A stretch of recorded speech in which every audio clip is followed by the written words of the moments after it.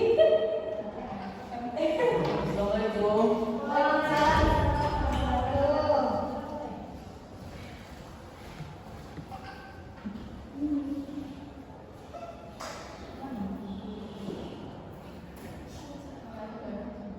Bagaimana kabarnya anak Bapak? Alhamdulillah. Nah, baik. Mungkin bisa suaranya dikondisikan. Mungkin alhamdulillah pada siang hari ini kita masih bisa bertemu untuk melanjutkan materi kita, yaitu dalam pembelajaran fikih. Nah, sebelum Bapak mulai, Bapak mau cek dulu kehadiran. Ada yang ada pada hari ini? Nah, baik. Sebelum memulai materi kita pada siang hari ini, alangkah baiknya kita mulai dulu dengan berdoa. Nah, mungkin kepada Fauzi mungkin bisa dipimpin doanya. Baik, Pak. Sebelum belajar kita berdoa mulai. Bismillah.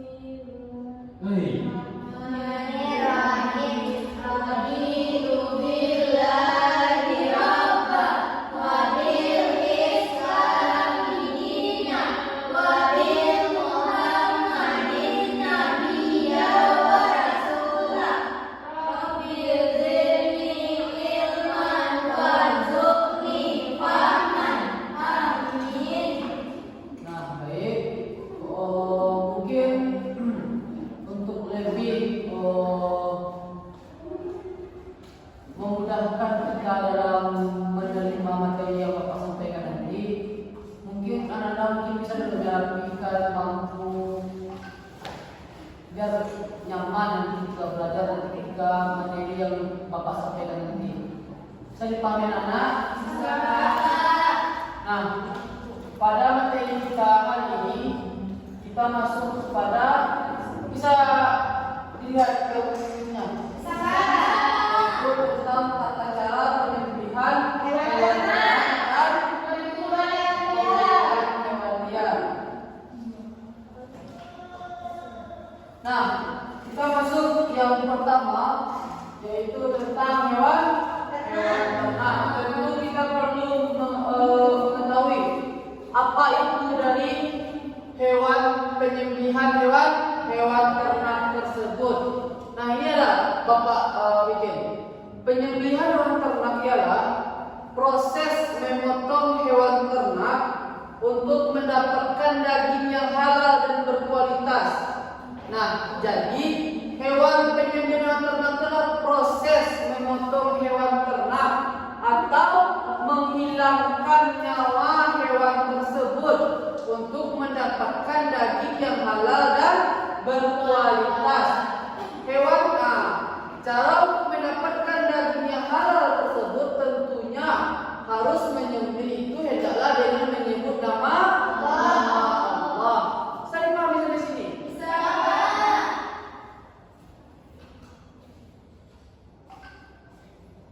Nah, selanjutnya syariat penyembelihan hewan ternak. Tentu tadi yang sudah Bapak sampaikan tadi dalam pengertiannya, untuk mendapatkan jenis ataupun daging yang halal dan berkualitas, tentu kita juga harus mengetahui bagaimana syariatnya supaya tata cara penyembelihan tersebut bisa sesuai dengan syariat Islam.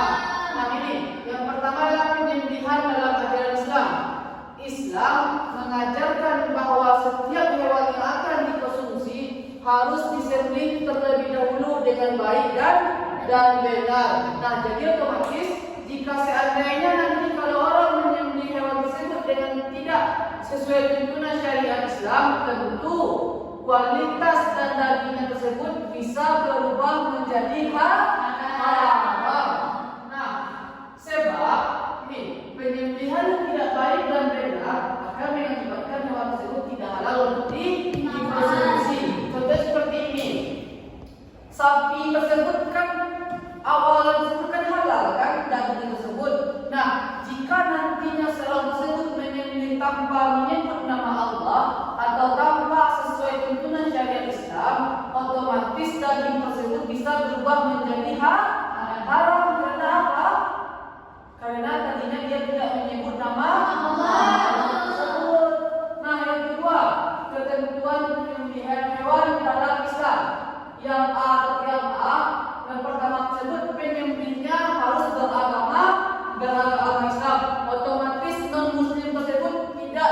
diperbolehkan untuk menyembelihnya. Yang kedua, yang menyembelihnya orang yang berakal. Orang gila boleh nggak yang menyembelih? Kenapa kita boleh menyembelih? Karena dia tidak berakal. Yang ketiga, penyembelihlah orang yang sudah mampu membedakan antara hal yang baik dan yang buruk. Dalam konsep fikih dinamakan dengan mumayyiz. Nah, seperti kalau anak-anak mereka walaupun tenaganya kuat daripada orang tua, bisa enggak dia melakukan penyembelihan tersebut? Tidak. Kenapa tidak bisa? Karena dia belum mumayyiz. Yang terakhir itu penyembelihan harus menyembelih dengan sengaja. Maksudnya apa?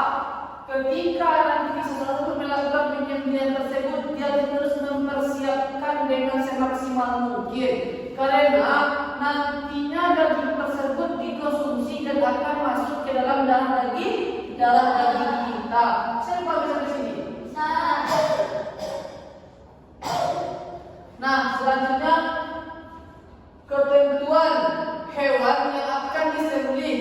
Yang pertama, tentunya hewan tersebut dalam keadaan masih hidup, sebagaimana Allah sampaikan dalam firman-Nya Quran surah Al-Maidah ayat 3. Ada yang bisa membacakan? Ada yang bisa membantu Bapak? Ya, silakan ya. Bismillahirrahmanirrahim. Qur'an alaikumul maitatu wad damu wa lahmul khinzir wa ma uhilla li ghairillah bihi wal qanifatu wal mawqufatu wal mutaraddiyatu wal nabihatu wa ma akala sabu illa ma zakaitum. Yang mana tidak diharamkan bagimu memakan bangkai, darah, daging babi dan daging hewan yang disembelih bukan atas nama Allah, yang tercekik, yang dipukul, yang jatuh, yang ditanduk, dan yang diterkam hewan buas, kecuali yang sempat kamu sembelih. Nah, jadi anak Bapak, ketika nantinya ada seekor sapi, anggaplah sapi tetangga kita, mohon maaf dia kemalangan, meninggal mati dia. Sapi tersebut bisa dihargai senilai 40 juta lah. Dia kan sayang tuh kalau dia mati kan. Nah, nanti mentang-mentang dari itu dia bilang sembelih aja lah, karena orang tak tahu. Nah, hal tersebut tidak diperbolehkan kecuali nyawanya tersebut masih ada, meskipun sudah di ujung tanduk, boleh dilakukan penyembelihan tersebut. Tapi kalau sudah tidak lagi bernyawa, otomatis dagingnya tersebut menjadi haram. Selanjutnya, hewan tersebut termasuk jenis hewan yang halal. Nah, seperti tadi yang Bapak sampaikan tadi. Contoh hewan yang halal tersebut seperti apa? Seperti sapi, kambing, domba, ayam yang familiar mungkin yang sering kita sembelihkan. Nah, ayam, kerbau. Nah, otomatis kalau hewan tersebut haram, jenisnya seperti anjing, babi, otomatis tidak boleh dilakukan penyembelihan. Selanjutnya ini yang perlu Bapak perlu perhatikan ini, yaitu tata cara penyembelihan hewan ternak. Yang pertama yaitu menyiapkan lubang penampung darah, gunanya supaya darah tersebut tidak terceceran di mana-mana. Sebelum melakukan penyembelihan, siapkan lubang dulu. Siapkan dulu ke tempatnya tersebut. Selanjutnya, hewan yang akan disembelih harus dihadapkan ke arah kiblat, lambung kiri di bawah. Nah, ketika melakukan penyembelihan tersebut,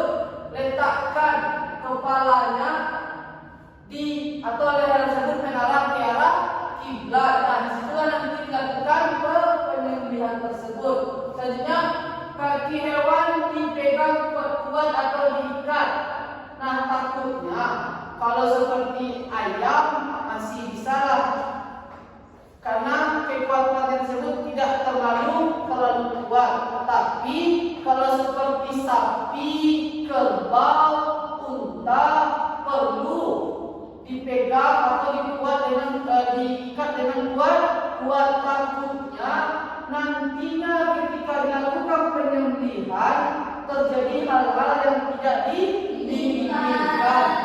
Nah, kepalanya ditekan ke bawah lubang penampung darah yang sudah disiapkan.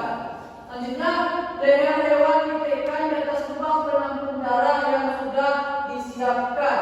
Nah, yang terakhir, berniat menyembelih dan membaca basmalah dan takbir. Nah, ini yang perlu diperhatikan anak bapak. Jangan sampai nomor 1, 2, 3, dan 4 sudah pas kita melaksanakannya. Tahu-tahu di intinya di sini berniat itu kita lupa untuk menyembelih dengan membaca basmalah atau menyebut nama Allah. Bisa dipahami sampai sini anak-anak? Bisa. Oke, lanjut kita ya. Nah, selanjutnya nih, di zaman sekarang, di zaman yang sudah canggih tersebut, kita tidak bisa terlepas dari yang namanya teknologi. Nah, otomatis di dalam penyembelihan tersebut tentu ada penyembelihan secara mekanik. Yang mana yang pertama tersebut tata cara dalam penyembelihan mekanik atau teknologi tersebut. Yang pertama, pastikan dulu mesin pemotong hewan dalam keadaan baik. Takutnya anak-anak nanti ketika hewan tersebut sudah dimasukkan ke dalam mesin tersebut ada kendala. Nanti tidak sampai nyawa tersebut hilang, nyawa hewan tersebut setengah-setengah otomatis nantinya akan menyakiti hewan tersebut. Tentu hal tersebut akan mendatangkan yang namanya dosa. Selanjutnya, siapkan hewan yang akan disembelih pada tempat pemotongan. Penyembelihan, operator mesin berniat menyembelih dan membaca basmalah dan takbir. Nah, ini sama kerjanya dengan penyembelihan secara yang tradisional tadi. Jangan mentang-mentang kita melakukan dengan mesin, kita tidak melakukan dengan praktik biasanya, kita lupa berniat untuk melakukan penyembelihan tersebut dengan menyebut nama Allah. Yang mana intinya setiap dalam penyembelihan tersebut kita niatkan karena Allah. Kemudian yang terakhir, lakukan penyembelihan dengan menghidupkan mesin pemotong. Nah, sampai yang penyembelihan hewan apakah bisa dipahami? Nah, kalau bisa bapak tanya, kenapa di dalam penyembelihan kita harus menyebut nama Allah? Kenapa tidak menyebut nama Nabi Allah saja? Kenapa harus menyebut nama Allah? Siapa yang tahu tindakan? Bapak ulangan lagi pertanyaan. Kenapa di dalam penyembelihan kita harus menyebut nama Allah? Kenapa kita tidak menyebut seperti nama-nama malaikat Allah saja? Kenapa kita tidak menyebut nama Nabi Allah saja? Kenapa harus nama Allah? Ada yang tahu?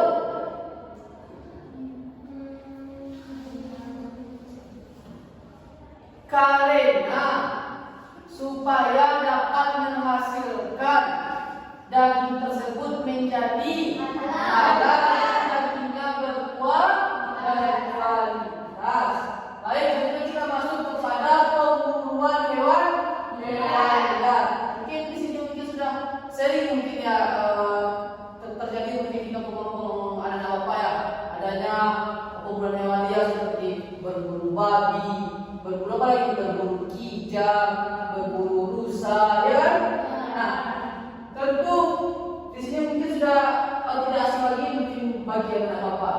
Yang mana pembunuhan hewan liar adalah kegiatan yang dilakukan oleh sebagian orang untuk mendapatkan bagian tubuh hewan tersebut untuk kebutuhannya dalam kehidupan sehari-hari, seperti ada yang mengambil kandung, kulit, dan beberapa aspek yang akan diperlukan bagi orang tersebut. Nah,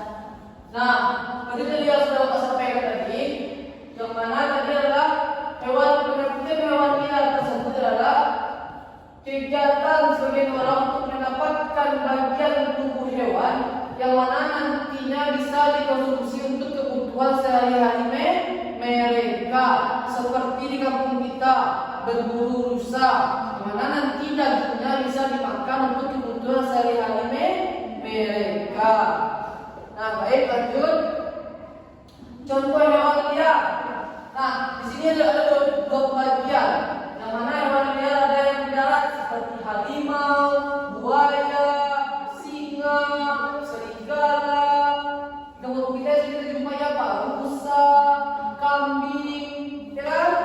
Kalau hewan liar di darat seperti ada elang, ada burung, apalagi banyak lagi lainnya. Selanjutnya dampak pemburuan hewan liar. Nah, di sini dampak pemburuan hewan liar di saat sekarang ini sudah banyak maraknya terjadi.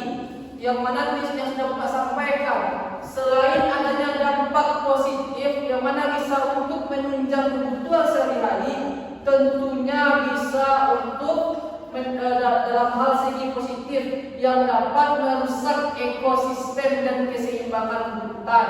Seperti apa?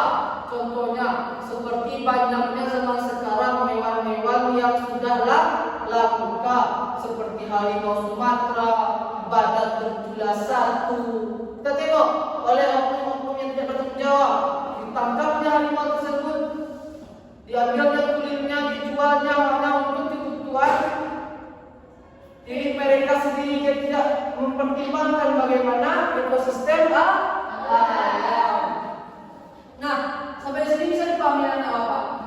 Nah, kalau bisa Bapak ingin melakukan yang namanya evaluasi untuk menguji kemampuan anak-anak Bapak. Di sini Bapak ada pertanyaan 2. Nah, Bapak di sini akan membentuk 2 kelompok. Nantinya masing-masing kelompok nanti akan Bapak suruh untuk mempresentasikan dari apa yang Bapak kasih soal nanti. Mungkin yang langsung saja mungkin 1, 2, 3 lagi kelompok 1, 3, 4, 5, 6 itu kelompok 2. Nah, mungkin ini buat kelompok itu langsung saja. Bapak kasih waktunya tidak lama, soalnya soal yang Bapak kasih tersebut murah. Bapak kasih waktu cuma 30 detik.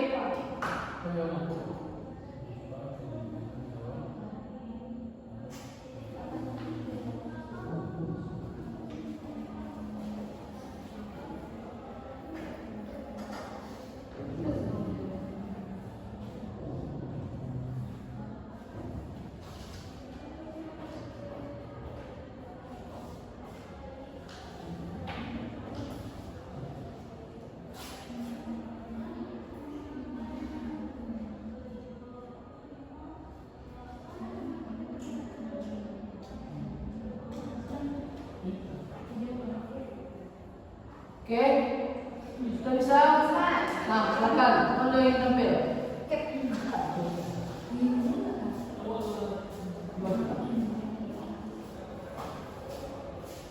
Dengarin dulu apa yang disampaikan. Kenapa dalam Islam melarang menyembelih hewan dengan daya tumpul? Yang sudah dijelaskan oleh Bapak tadi, karena akan menyakiti hewan tersebut apabila pisau yang kita sembelih itu tumpul. Nah, pintar. Nah, bagus. Kenapa kita harus menyembelih tersebut? Harus menggunakan benda yang tajam, tidak boleh menggunakan benda yang tumpul. Karena takutnya nanti akan menyiksa dan menyakiti hewan yang kita sembelih. Oke, bagus nomor 2. Nomor 1 lagi, saya tampil. Pertanyaannya, mengapa penyembelihan hewan harus dilakukan dengan benar sesuai dengan syariat? Penyembelihan hewan sesuai dengan syariat itu agar mendapatkan daging yang halal dan daging yang berbarokah. Nah, pintar. Tepuk dulu. Nah, seperti yang sudah kita sampaikan tadi, kenapa harus menyembelih hewan tersebut dengan benar? Karena nantinya hewan tersebut akan dikonsumsi oleh kita. Tentunya kita harus menyembelih dengan tata cara yang benar.